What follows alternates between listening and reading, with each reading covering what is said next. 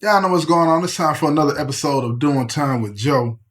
I'm your host, Joe Baker, and welcome to the show, y'all.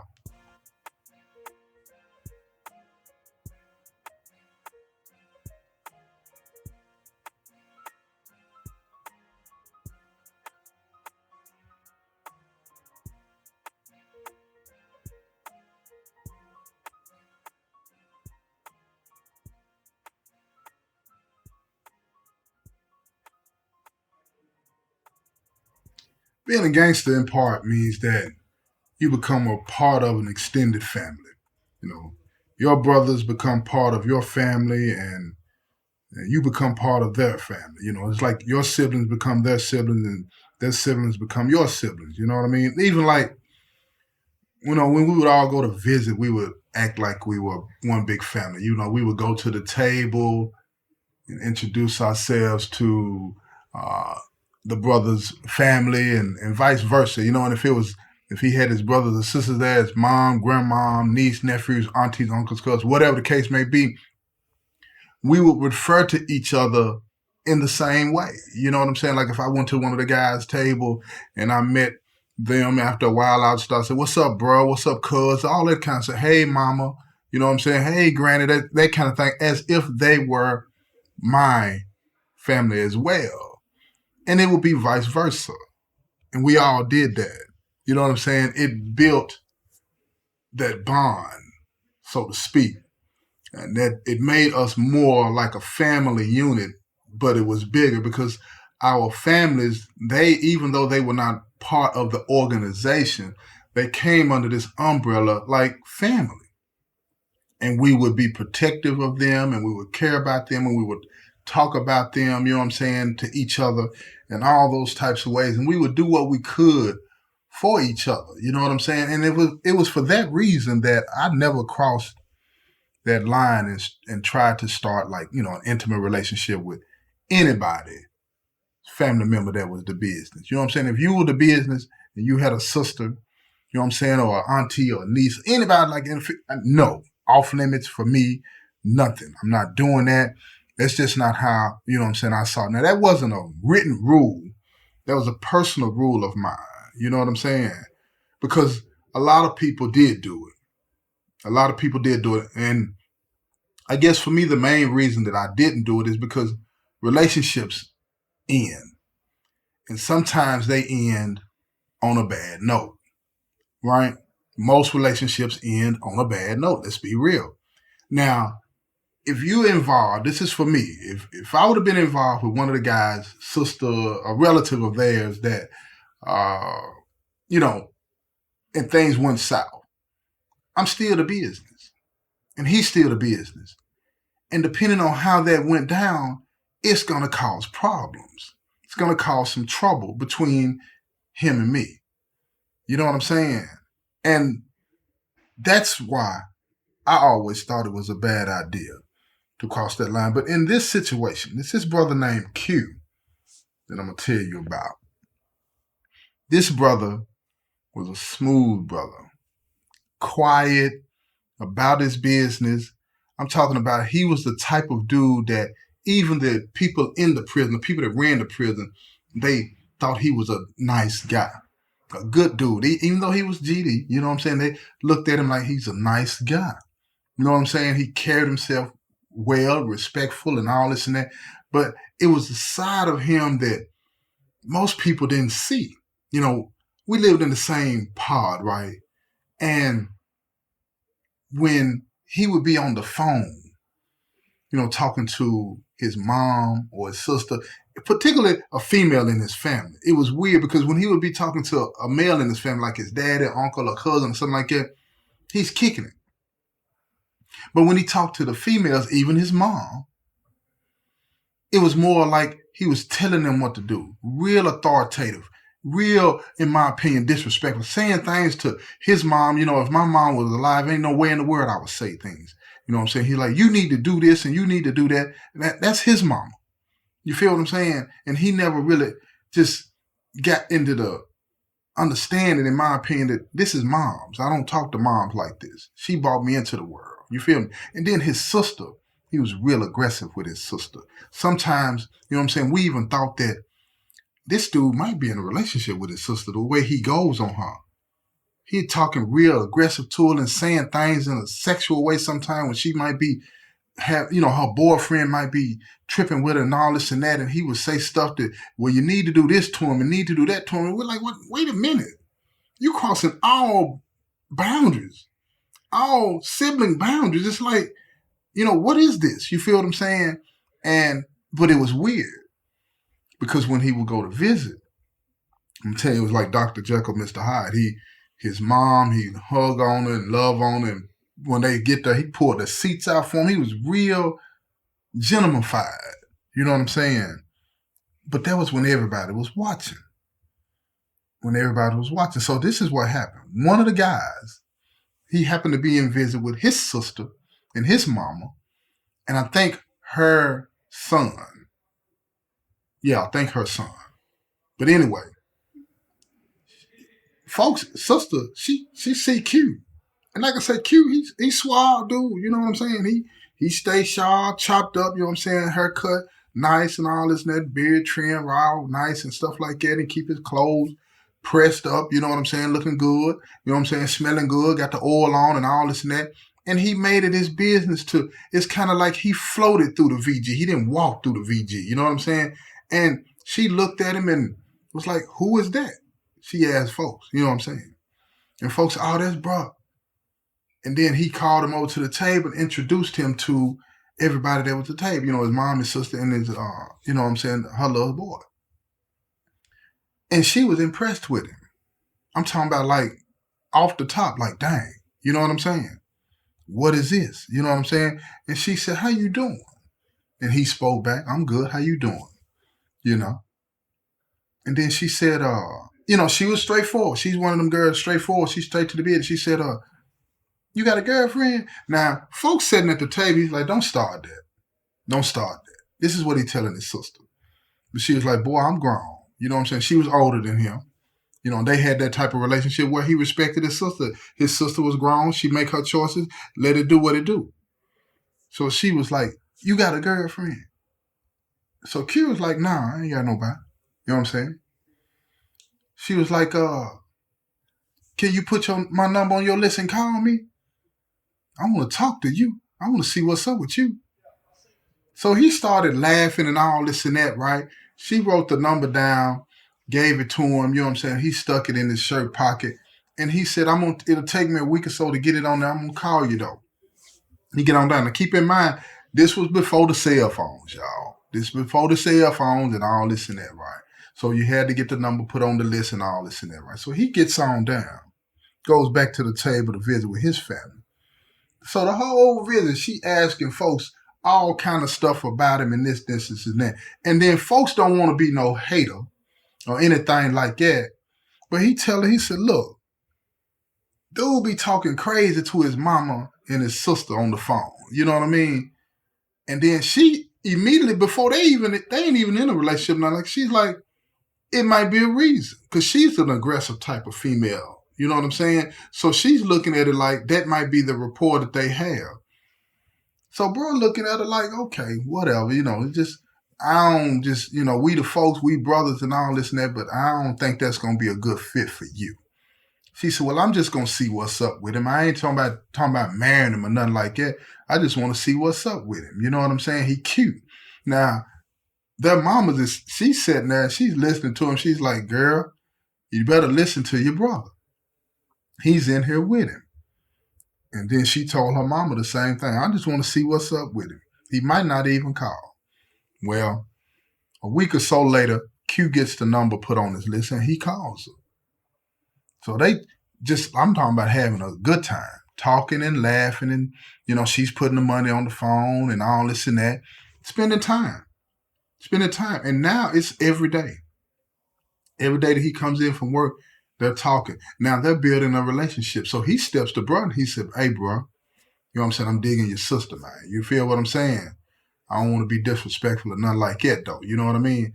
So bro tell him, he said, man, hey, you don't disrespect my sister. Everything fine, man. Be talking to my sister like I hear you sometimes talking on the phone to your mom. So it was something that folks noticed then. Cause see, Q's face twisted all up, right? Like he took offense to what bruh said, but he just like pushed past and said, "Man, that's what's up, bro." You know what I'm saying? And then he capped it off by saying, "I don't be talking disrespectful to my mom and sister either." It's like he lived in an alternate reality. As if what he did to his mom and sister was okay in that reality, but everybody else's reality is like, what's wrong with you? So time went on, the relationship is building. They're in a full-fledged relationship, but now she can't get on his list because she's on bruh's list, right? And when you get off of somebody's visitation list, it takes a whole year before you can get on somebody else's list to come into the penitentiary. So instead of them going through all of that, Q made sure that whenever bruh went to visit, that his mama or sister, somebody came to visit him so he could spend time with Gab. You feel what I'm saying? And the people in the VG, they didn't really mind. You know what I'm saying? They would let them sit at the table and talk and, go to the vending machine and get food and all this and that, as if she was there to see him. You feel what I'm saying? Normally they wouldn't do that, but they allowed it because at the end of the day, he did talk to them about her getting on his visitation list and it was his girlfriend, but they told him it would take a year. And he said, look, we're just going to leave it like it is right now and not even worry about that until, something changes, right? Whether one of them gets out or whatever the case may be, and then they can swap lists or whatever the case may be. So the VG dude, he was cool with it. He said, don't be playing. Don't play no games. Because he said, I'll break it up in a heartbeat. So they're always visiting, having a good time, enjoying each other's company. And, bruh's watching this develop into something serious. Because now they're kissing, holding hands, all of this kind of stuff. But it's something about this that's rubbing him the wrong way. It's like Q, again, like I said, Dr. Jekyll, Mr. Hyde. Because he's still being disrespectful to his mom and his sister. And mainly, for Q, you know what I'm saying? It was like he's looked at it as if he was doing right by them, being very protective of them. You feel what I'm saying? As if they didn't understand the world. Now, keep in mind, he's younger, of course. You know what I'm saying? He's younger than his mom, but he's younger than his sister. You feel what I'm saying? His mom brought him into the world. He thinks he knows more than her. His sister's older than him. You know what I'm saying? And he thinks he knows more than her. Because he's a street dude. They're not.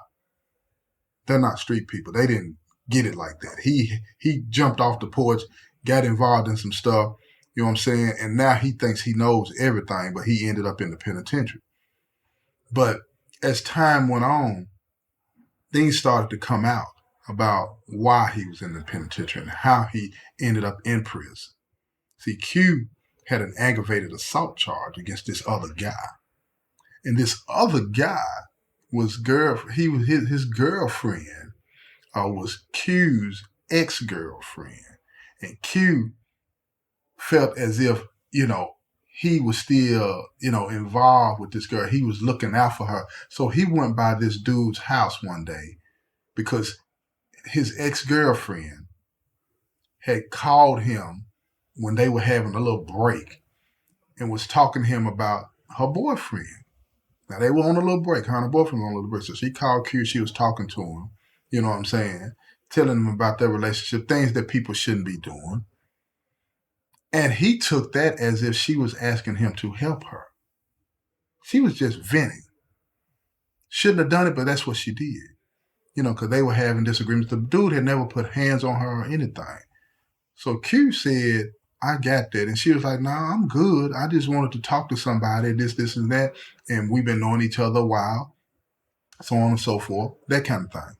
So against her wishes, Q goes over to dude's house, put hands on him, whooping bad. This is a sign of his insecurities and him not being able to let go. Very possessive type dude. And he ends up in the penitentiary for it, right? I mean, he whooped dude within an inch of his life. And he ends up in the penitentiary. And at the trial, the girl testified that she never intended that. She didn't tell him to do that. In fact, she told him not to do that. She said she don't know where that came from, but she testified that he was a very possessive dude, didn't know how to let go. Very controlling of women. Very controlling of women. So this information is starting to surface now, and bruh is hearing this. Because now is he's concerned about his sister, but nothing has happened because Q is in the penitentiary. He ain't out yet. He's in the penitentiary, but his out date is coming up fast.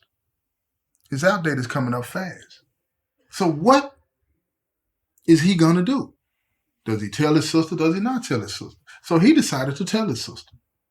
He told his sister all this information. And like I said, his sister was one of those females, she can handle herself. She's not green. You know what I'm saying? She's been in a couple of relationships before, and she know how to deal with dudes. She's not green, and she's not running. You know what I'm saying? But at the end of the day, it is what it is. And she told him, she said, look, that was in the past. So bro asked her, did he tell you about it? And she said, no, he didn't tell me about it. And she said, no, I didn't even ask. He told me he was in there for aggravated assault, and I left it at that. You know what I'm saying? And we moved on. And she said, I'm starting to feel, like I love him and all of these old types of things.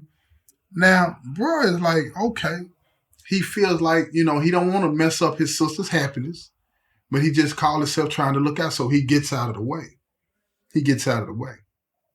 Now, his sister got all the information she needs. It's on the table. It's up to her now. So bro gets out of the way. So here we go. Parole hearing. Q goes up for parole. He makes parole, and he goes home.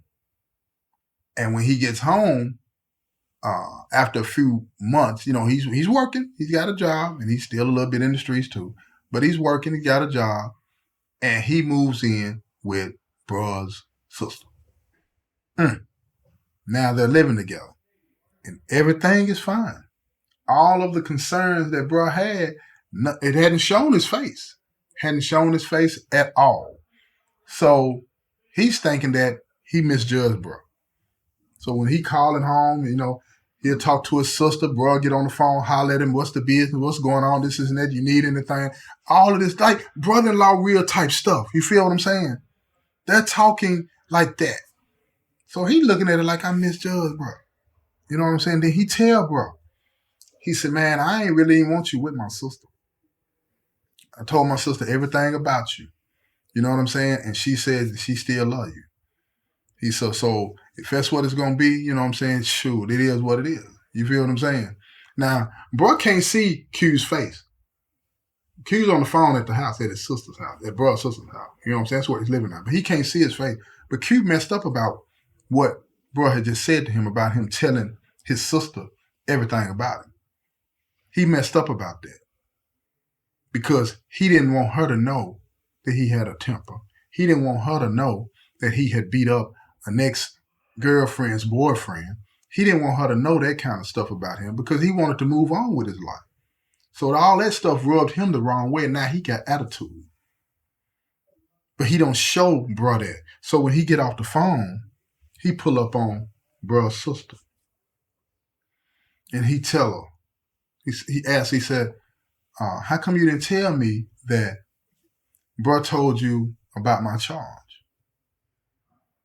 Then she said, I really didn't care about it. I didn't think it was a big deal. I didn't think it was a big deal at all. But what she didn't factor in, what none of them factored in, is how Q felt about that. Q, for whatever reason, allowed his emotions to get the best of him. Right? And even though she's standing in front of him, telling him that it did not matter to her, that she still loved him. You right? That she still loved him. And she still wanted to be with him. He got mad. And now they're arguing. And she sees something for the first time that she hadn't seen, that her brother had warned her about. She sees his temper. She sees it. And he gets upset with her. And he smacks her. Now look, check this out.